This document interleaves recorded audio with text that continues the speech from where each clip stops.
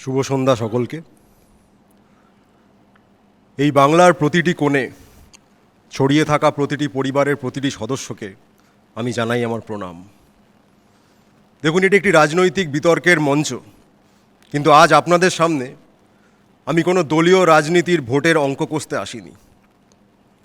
আজ আমি আপনাদের বলতে এসেছি এই বাংলার অন্তরাত্মার কথা, যে বাংলার আত্মা আজ আক্রান্ত।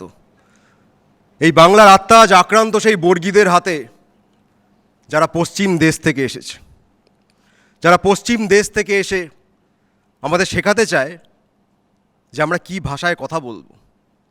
তারা আমাদের বলতে চায় যে বাংলা ভাষা বলে আদতে কোনো ভাষাই নেই।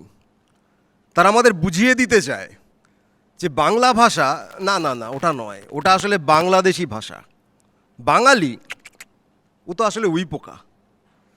তারা আমাদের বুঝিয়ে দিতে চায় যে আমাদের যে খাদ্যাভ্যাস, আমরা যে মাছ মাংস আমিষ খাবারের আমাদের যে প্রীতি রয়েছে, অধিকাংশ বাঙালির যে প্রীতি রয়েছে আমিষের প্রতি, সেটা আসলে অত্যন্ত খারাপ, একটা তামসিক, একটা অমানবিক ব্যাপার। এটা যেন ঠিক হিন্দু ধর্মের সঙ্গে ঠিক যায় না, ওদের হিন্দু ধর্ম। ওরা আমাদের শিখিয়ে দিতে চায় যে মাটিতে রামকৃষ্ণ পরমহংস জন্মেছেন, যে মাটিতে স্বামী বিবেকানন্দ জন্মেছেন, সেই মাটির বাঙালিকে ওরা হিন্দু ধর্মের কিভাবে হিন্দু হতে হবে, কিভাবে সহি হিন্দু হতে হবে, এটা ওরা শিখিয়ে দিতে চায়। একটা মোড়ক ব্যবহার করছে, এটা ঠিক, যে কতটা উন্নয়ন হয়েছে, জিডিপিটা ঠিক কতখানি, পার ক্যাপিটা ইনকামটা ওপরে গেল না নিচে নামলো, এই পরিসংখ্যানটা একটু এদিকে না ডান দিকে না বাঁ দিকে না মাঝখানে, রাস্তাটা একটু ভেঙেছে না ব্রিজটা একটু উঁচু হয়েছে, এরকম অনেক মোড়ক তাদের আছে। কিন্তু বাস্তবটা হলো, ব্রিজ তৈরি হয়ে যাবে, ভাঙা রাস্তাও ঠিক হয়ে যাবে, কলে যদি জল না থাকে জলটাও চলে আসবে, কিন্তু আপনার এবং আমাদের বাঙালি জাতির অস্তিত্ব যদি বিপন্ন হয়ে যায়, আমাদের আত্মপরিচয় যদি কোথাও বিপন্ন হয়ে যায়, ওই বর্গীদের সামনে যদি কোথাও আমাদের মাথা নত করতে হয়, তাহলে আগামীতে ব্রিজ হলো না রাস্তা হলো, কলে জল এলো, কে কটা চাকরি পেলো, কার পকেটে কত টাকা ঢুকলো, তার থেকেও অনেক বড় কথা হয়ে যাবে আমরা পুনরায় এই পশ্চিম দেশ থেকে আসা বর্গীদের কৃতদাসে পরিণত হব কি না। এই প্রশ্নটাই আমি আজ আপনাদের সামনে রাখতে চাই, যে আগামী যে নির্বাচন 2026-এর নির্বাচন, এটা কি শুধুমাত্র এই দল বনাম ওই দলের নির্বাচন হিসেবে আপনারা দেখছেন? আমি তো দেখছি না। নিশ্চিতভাবে আপনারা নির্বাচিত করবেন আপনাদের জনপ্রতিনিধিদের, আপনারা ভোট দেবেন, যাকে আপনাদের ভালো লাগে আপনারা ভোট দেবেন, সেটা নিয়ে কারো কিছু বলার নেই। আমি তৃণমূল কংগ্রেসের প্রতিনিধি, আমি চাইব যে আমার দলের প্রার্থীরা জিতুন, কিন্তু তার থেকেও বেশি যেটা আমি চাই, আমার মায়ের, আমার মাটির, আমার মানুষের অস্তিত্বটা যেন রক্ষিত হয়। আমার বাংলা মায়ের দিকে যারা আঙুল তুলে দেখায়, যারা চোখ তুলে তাকায়, যারা আমার মায়ের অস্তিত্ব বিপন্ন করতে চায়, আমি তাদের ধ্বংস চাই। আমি তাদের ধ্বংস চাই যারা আমার মাতৃভাষাকে এই ভারতবর্ষের ভাষা বলে স্বীকার করতে চায় না।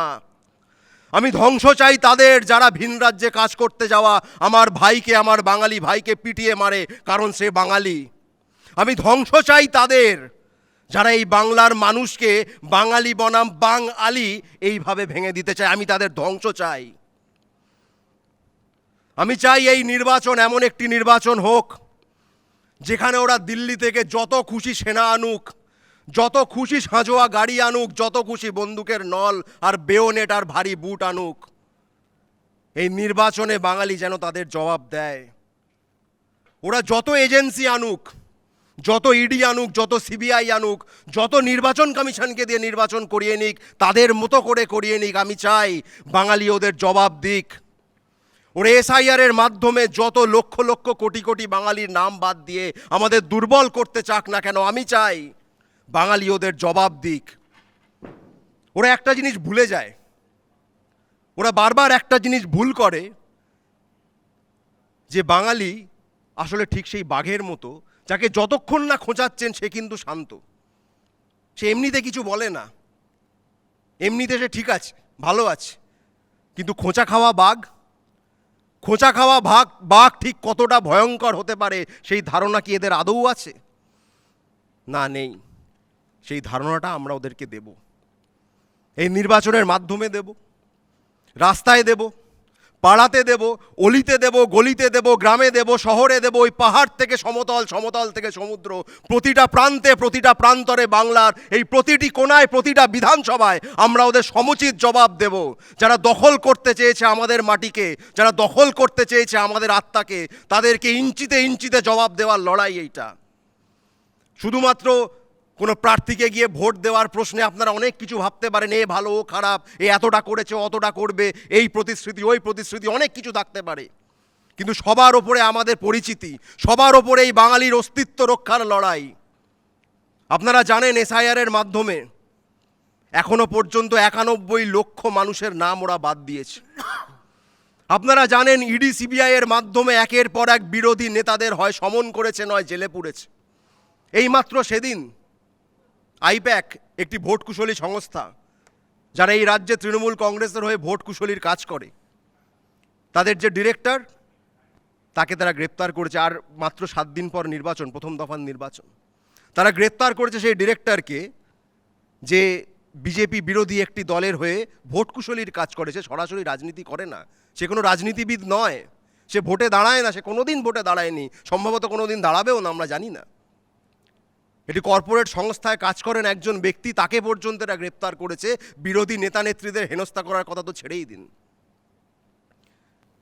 বাংলার প্রশাসনের আগাপাস্তলা, মাথা থেকে পা অবধি প্রতিটা স্তরে প্রতিটি আধিকারিককে এই বিজেপি পরিচালিত নির্বাচন কমিশন, নরেন্দ্র মোদী অ্যাপয়েন্টেড জ্ঞানেশ কুমার মুখ্য নির্বাচন কমিশনার, আগাপাস্তলা গোটাটাকে পাল্টে দিয়ে নিজেদের নিয়ন্ত্রণে নিয়ে আজ বাংলায় কার্যত যে অঘোষিত রাষ্ট্রপতি শাসন তারা চালাচ্ছেন, তারা ভাবছেন এই করে বাঙালিকে ভয় পাইয়ে দেওয়া যাবে।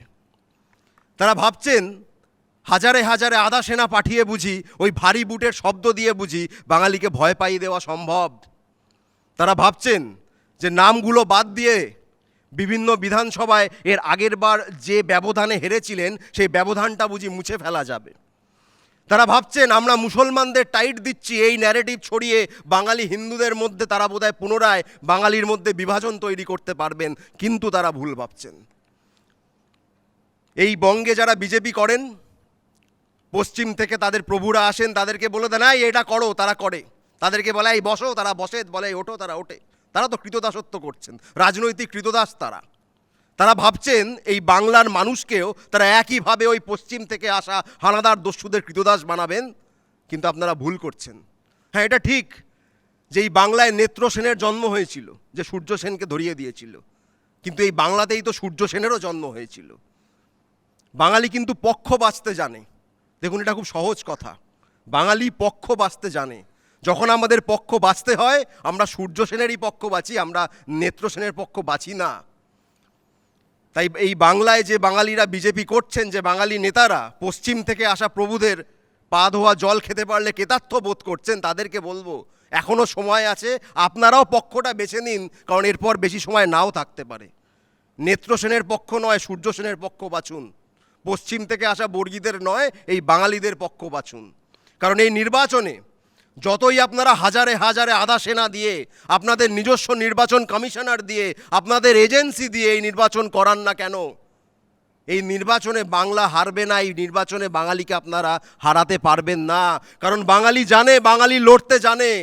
আমরা লড়বো এই লোকাল ট্রেনের ভিড়ে, আমরা লড়বো এই কফি হাউসের ধোঁয়া ওঠা কফির কাপে, আমরা লড়বো এই শহরের ঘিঞ্জি রাস্তায়, আমরা লড়বো এই বাঁকুড়ার এবং বীরভূমের লাল মাটির রাস্তায়, আমরা লড়বো এই গ্রামে, আমরা লড়বো এই প্রান্তরে।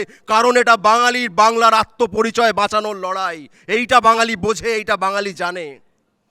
এই লড়াইতে তৃণমূল কংগ্রেস তার অগ্রণী ভূমিকা পালন করছে। সেই কারণেই আমি চাইবো আমার দলের তরফ থেকে বাংলার মানুষ যাতে তৃণমূল কংগ্রেসকে সমর্থন করেন। এবং এই বাংলা বিরোধী শক্তি, এই বাংলা বিরোধী অপশক্তি ভারতীয় জনতা পার্টি, যাদের নেতারা যখন বলেন যে বাংলা বলে কোনো ভাষা হয় না, যাদের অধীনস্থ দিল্লি পুলিশ যখন লিখিতভাবে বলে বাংলা আসলে বাংলাদেশি ভাষা, তখন এদের মুখে কোনো রা কাড়েন না। এরা মুখে কুলু পেটে থাকেন।